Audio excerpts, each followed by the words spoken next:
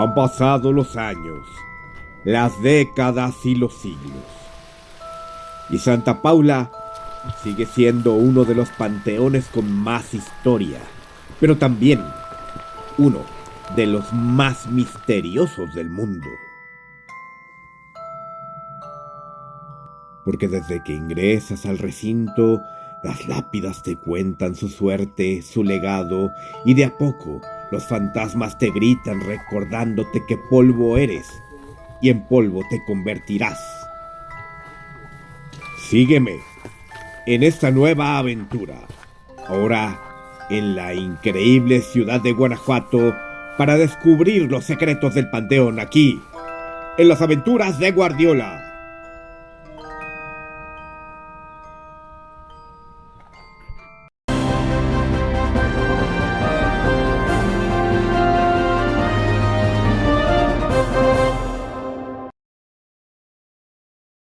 Estamos en el panteón tradicional de Tepetapa 20, es como se le conoce, es el panteón municipal. Popularmente le llamamos los guanajuatenses Santa Paula, aunque debo decirte que cuando se presentó el proyecto, recién comenzando la segunda mitad del siglo XIX, para que Guanajuato tuviese un nuevo panteón, pues un personaje muy famoso, el güero victoriano, decidió donar los terrenos y él pidió que este panteón se llamara Santa Eulalia en honor a su madre. Pero evidentemente predominó más la denominación de Santa Paula, una mujer que en vida, allá en los primeros tiempos del cristianismo, se dedicó a auxiliar a los pobres, a los menesterosos, y ella pidió ser sepultada lo más cerca posible de la histórica tumba de Jesús, ¿no?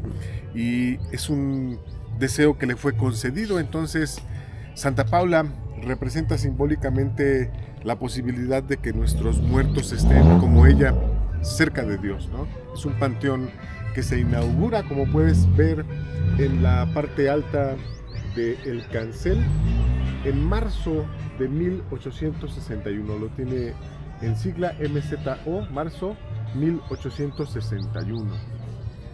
Y bueno, este panteón sustituye de alguna manera o complementa los viejos camposantos que teníamos en Guanajuato. La tradición nos habla de que los primeros muertos fueron sepultados en los atrios de los templos. En caso de que tuvieran una posibilidad económica mayor, alguna influencia social, eran sepultados al interior. Y entonces vamos a tener nosotros, pues, guanajuatenses que están sepultados cerca del antiguo Hospital de Indios Mexicanos, del antiguo Hospital de Indios Purépechas o Indios Tarascos. Son los panteones más antiguos de la ciudad, estamos hablando de 1550, 1556. Luego, pues evidentemente en los atrios de los templos como el de San Diego, que es del siglo XVII. En el siglo XVIII se puso en funcionamiento el histórico Panteón de San Sebastián.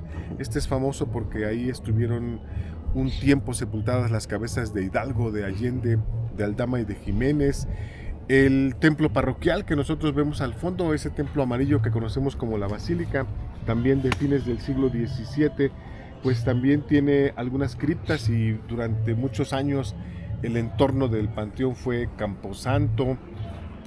Muchísimos, el panteón de San Roque, que existía, además de los cuerpos sepultados en el atrio, en las partes periféricas, había un panteón, un auténtico panteón de forma circular, que cuando se decide la construcción y se avanza en la obra de este panteón de Santa Paula, es destruido. Hoy solamente tenemos testimonio por las pinturas de Daniel Thomas Egerton, un edificio que para muchos representa una plaza de toros, pero en realidad es un panteón. Y bueno, estamos en uno de los barrios más antiguos. Si tú recuerdas, Guanajuato tiene su origen con la fundación de 4 fortines reales: el fortín de Santa Ana, el fortín de Santiago en Marfil, el fortín de Santa Fe, que es el que da origen a los asientos de Santa Fe, a la muy noble y leal ciudad real de Minas Santa Fe de Guanajuato, y el fortín de Tepetapa. Tepetapa es este barrio tradicional, antiquísimo de nuestra ciudad. Tepetapa comienza, si lo puedes ubicar físicamente, en la cúpula amarilla que tenemos aquí muy próxima. es el templo de Nuestra Señora de Guadalupe de Pardo. Ahí empieza Tepetapa y termina aquí. Este es el fin de Tepetapa. Luego, pues han crecido naturalmente barrios aledaños, el barrio de Trasladera del Panteón, el barrio de la Guitarra, el barrio del Nejayote, el barrio del Cerro Trozado, en fin. Pero este es Tepetapa 20. Decidieron darle una figura muy particular a la entrada de nuestro panteón. Es un panteón que está adornado con veladoras, unas veladoras simuladas de cantera, una cruz en el remate de la puerta principal y una serie de calaveras. Nosotros podemos contar desde aquí 1, 2, 3, 4, 5, 6, 7, 8, 9, 10, 11, 12 calaveras. Y naturalmente al rato veremos, porque hay otras 8 calaveras que complementan el 20 y que asignan como tal el domicilio oficial de este espacio, de este recinto de reposo eterno para nuestros difuntos, como Tepetapa 20, que es como lo conocemos, la casa de todos.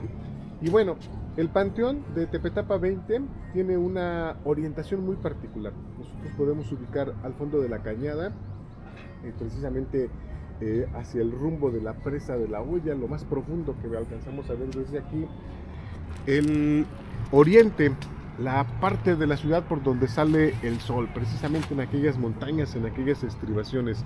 Y nuestro panteón está, si nosotros seguimos el curso del sol, nuestro panteón tiene su puerta precisamente apuntando al oriente, pero se encuentra en el poniente de la ciudad. Es decir, es el espacio en donde ya el sol ha llegado al ocaso, en donde la luz del sol, que representa de alguna manera la vida, ese crisol de vida, se apaga y vienen nuestros muertos a reposar a este espacio, que no es otra cosa más que una verdadera necrópolis, una ciudad de los muertos. Y desde este punto del ocaso, desde este punto del poniente de nuestra ciudad, pues los muertos de alguna manera les brindan protección, los muertos vigilan a los vivos. Tenemos de este lado la ciudad de los vivos y estamos justo en el umbral, en la puerta de la ciudad de los muertos en Guanajuato. Un punto que esté en los suburbios, en las partes alejadas del centro, en las orillas de nuestra ciudad. Buenas tardes. Buenas tardes. ¿Qué tal? Dice, profe, buenas tardes. ¿Qué andamos, Miguel? Sale Con permiso. uno de los primeros panteones laicos. Eso. Si no es el primero, ¿no? Yo creo que muy fue el probablemente. primero, sí. ¿Y estos cómo se llaman? La burbuja y la canela. La burbuja y la burbuja es la de allá. Esta es la burbuja, la canela. Ajá. Y aquella es la entenada. La entenada. Eso. Dale. ¿Y la de acá? Sale. Ah, no, si nota, no tiene nombre. No tiene nombre. Mancha. La mancha. Estamos en el acceso principal al panteón. Acabamos de cruzar el umbral que divide la ciudad de los muertos de la ciudad de los vivos. Ahora estamos en un universo completamente diferente. La gente que ha vivido, ha hecho cosas por Guanajuato y que ahora reposa eternamente aquí. Mira, podemos caminar para ver algunos de los huéspedes distinguidos, quizá en desorden.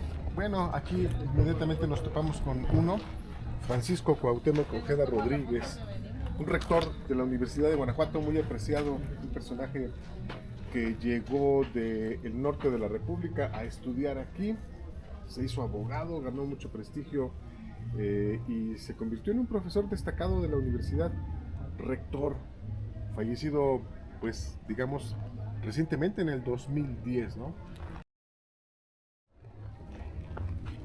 Encontramos la tumba de don Armando Olivares Carrillo, primer rector de nuestra Universidad de Guanajuato.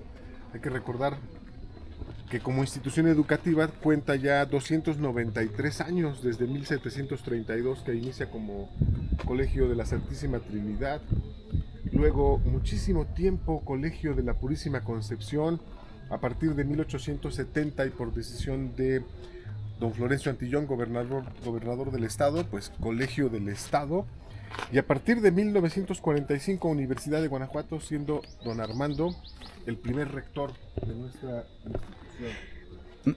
¿Por qué la roca? en lugar de una lápida convencional? No sabemos a ciencia cierta. Es una ¿Era geólogo? decisión. No, era abogado. Ah. Es un abogado, pero una decisión de la familia. Yo imagino que tiene un gesto simbólico de esta idea de que todos somos una piedra en bruto, pero tenemos que irnos construyendo como seres humanos para llegar a convertirnos en una verdadera escultura, ¿no? Eduardo Vidaurri, ¿qué nos refiere este obelisco? Este obelisco, mira, estamos nada más y nada menos que en la tumba número 1. ¿La tumba número 1? La tumba número 1, aquí tenemos el numeral. La tumba número 1. Listo. La tumba número 1 del Panteón de Santa Paula, Tepetapa 20. O sea, esta es la primera tumba. No necesariamente, es la número 1. Ahorita pasaremos a la tumba más antigua que tenemos aquí. Es la tumba número 1 por su ubicación, y esta tumba está dedicada nada más y nada menos que a Manuel Doblado, el único personaje que tiene en este panteón la estatura de héroe nacional. Okay. Manuel Doblado fue un jovencito, un niño que nació en San Pedro Piedragorda, lo que hoy es Ciudad Manuel Doblado. Se viene desde muy pequeñito a estudiar al colegio de Guanajuato, al colegio de la Purísima Concepción. Es muy hábil, muy ducho, gana dinero contándoles historias a sus compañeros, se vuelve bibliotecario, muy joven se gradúa de abogado, lo eligen gobernador a pesar de no tener la edad suficiente para ello, y se convierte en un aliado de Juárez, un personaje interesantísimo en la historia de la lucha entre liberales y conservadores en nuestra entidad. Él es el que invita a Juárez para que se venga aquí como ministro de la Corte y asuma la presidencia de la República.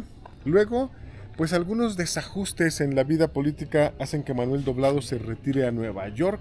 Él muere allá en Nueva York y se toma la decisión de traer sus restos a Guanajuato.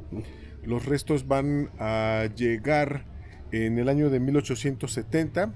Estarán sepultados durante algún tiempo en su querido colegio en la Universidad de Guanajuato actualmente. Y luego se decide en septiembre de 1870 traerlo a este Panteón de Santa Paula y dedicarle este magnífico monumento, un obelisco, que como lo sabemos también simbólicamente, pues los obeliscos son estos tributos desde la época antigua, desde el viejo Egipto, para que algunos personajes sean reconocidos por su calidad humana, a aquellos que trataron también pues de hacer el mejor trabajo posible en bien de su comunidad. Y este panteón sigue recibiendo cuerpos, ¿verdad? Todavía, aquí tenemos, ahí está en la puerta una camioneta de una funeraria. Ellos una carroza. Sepultando a alguien allá abajo. Tiene varias secciones. Pero esta es la sección más antigua. Esta es la sección más antigua. Las tumbas más antiguas están sepultadas en las paredes, no en el piso, que durante algún tiempo se fue reservando hasta que ya empezaron a poblarlo con más intensidad.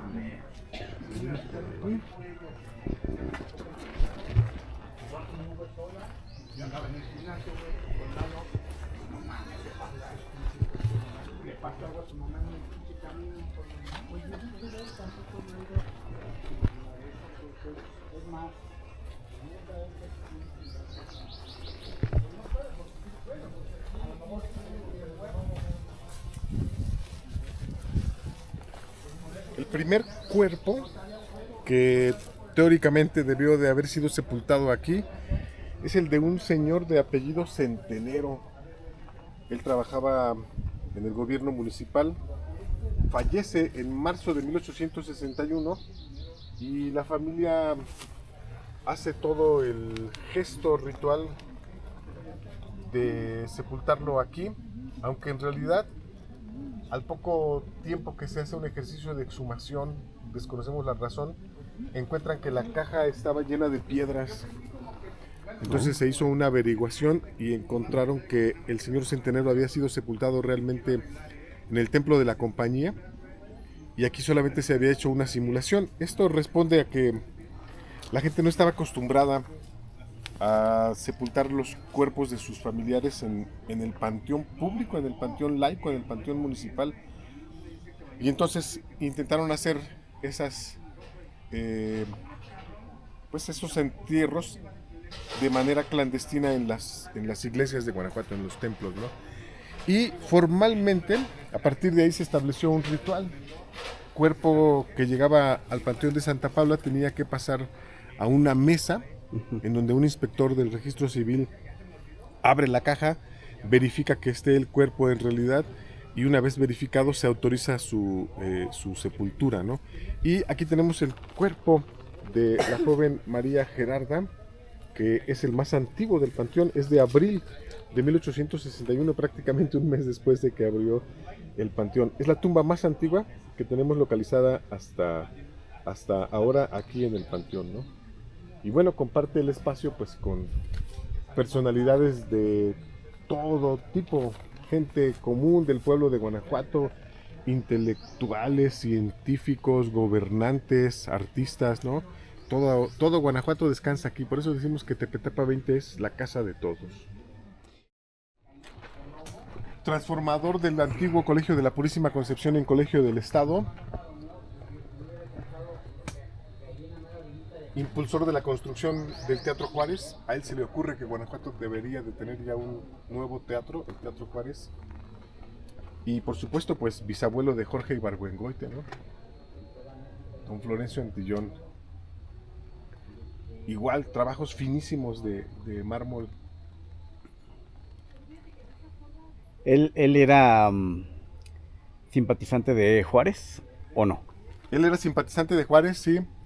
Se opuso en algún momento a las revoluciones de Porfirio Díaz. Por eso cuando llega Porfirio Díaz, lo quita de gobernador. Y entonces Florencio Antillón se va a vivir a Celaya. En Celaya muere. Se solicita el traslado de sus restos a Guanajuato. Y se le hace una ceremonia y una procesión impresionante para sepultarlo aquí donde lo tenemos ahora, ¿no? Don Florencio Antillón. Doña María de la Luz Obregón de Castañeda. Ajá. Ella es integrante de una familia muy rica. Es la familia del conde de la Valenciana, los Obregón. Y ella pues va a morir en abril de 1868. Estaba casada con don Francisco de Paula Castañeda. Él queda prácticamente muy dolido con la muerte de su esposa. No se levanta, como dicen aquí, ¿no? Ya no se pudo levantar de esa tragedia, de esa tristeza. Y él manda a hacer el monumento, lo manda a hacer. Aquí tenemos la fábrica, es una fábrica de mármol en Guadalajara, pero son italianos, los Copeta, ¿no? Y él muere pues algunos años después, pero él manda a hacer su tumba con la imagen de el ángel, que lo que está indicando es la señal de no puedo vivir sin ella, llévame al cielo, llévame con ella, ¿no?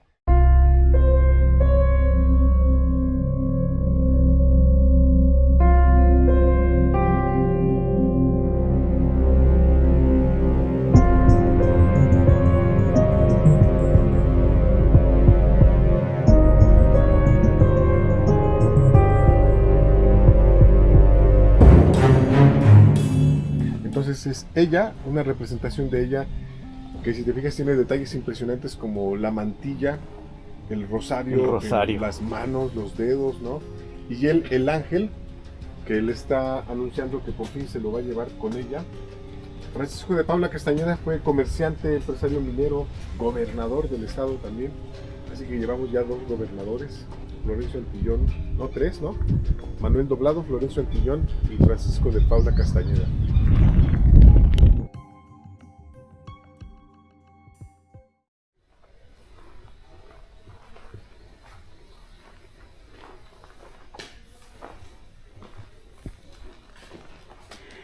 Nicéforo Guerrero, abuelo o padre, ¿no? Ok. Y casi todas estas son de donde sacan las momias. Todas son de gaveta. Solamente una momia ha sido extraída del suelo. Pero lo que genera las condiciones para la momificación aquí son las gavetas. La piedra de las gavetas. Los minerales de la piedra de las gavetas. El ambiente es seco, que permite que no se concentre una importante cantidad de humedad que pueda generar microorganismos que destruyan al cuerpo. Okay. Entonces solamente se van deshidratando, se van deshidratando. Básicamente las momias son cuerpos deshidratados, ¿no? Ese sería uno de sus... Entonces todas han salido de esta pared. De todas las paredes que ves. De toda la... Sí. Ok, de toda la circunferencia, Ajá. digámoslo así. Sí. Mira, otra es una Obregón Antillón, relacionada naturalmente con doña María Castañeda, de la esposa de Castañeda, y con Florencio Antillón, ¿no? A lápiz. A lápiz. A fin de... Son, digamos, recuerdos de familiares que vienen a ver después de muchísimos años a sus difuntos.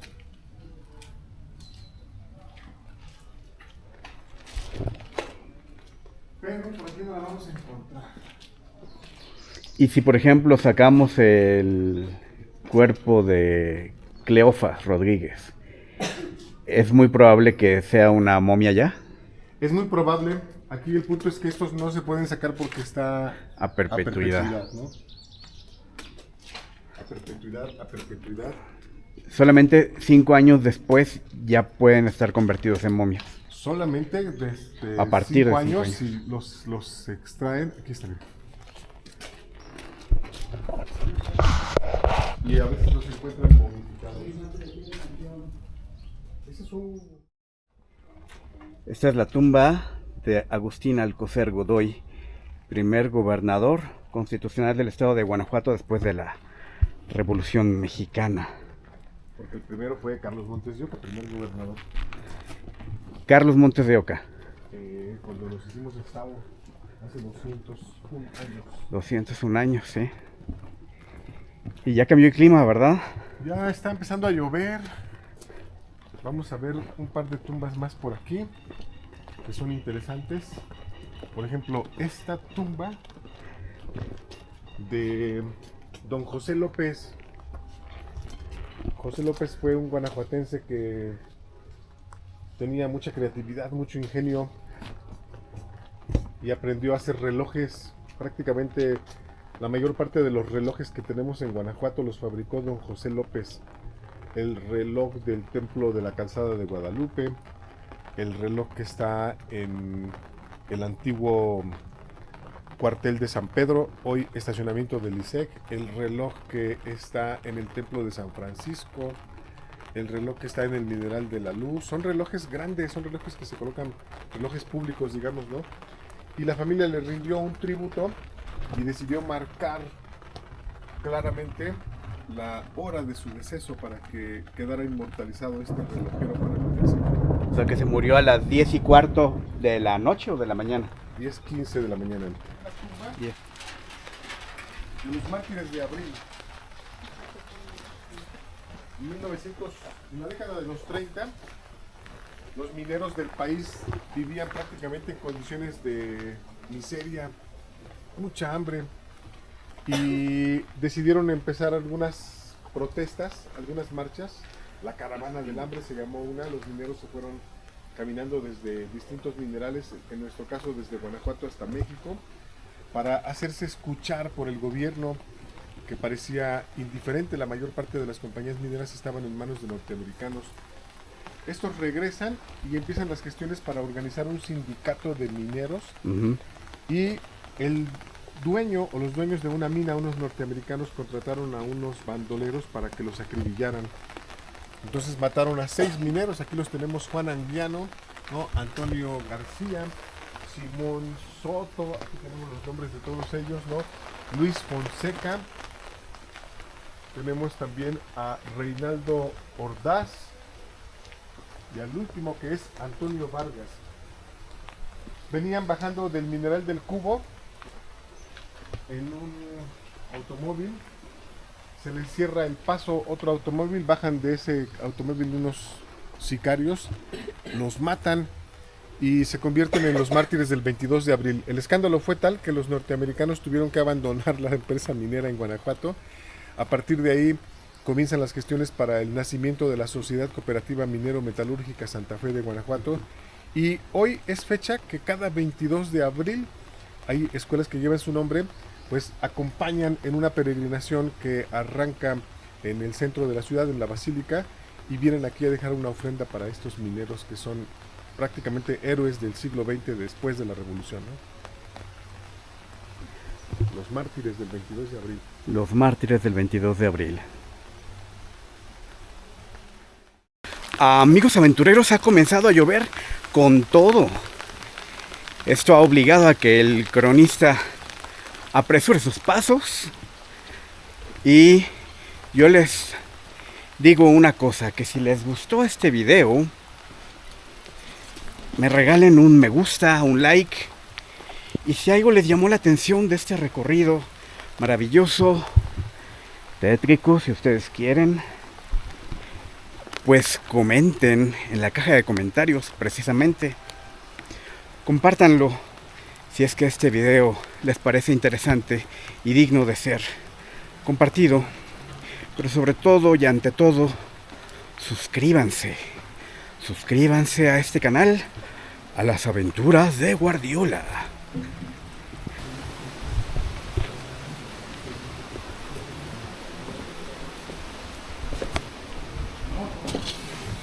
Y este es, amigos aventureros, el acceso original al osario, que ahora está convertido en el mítico, único Museo de las Momias de Guanajuato.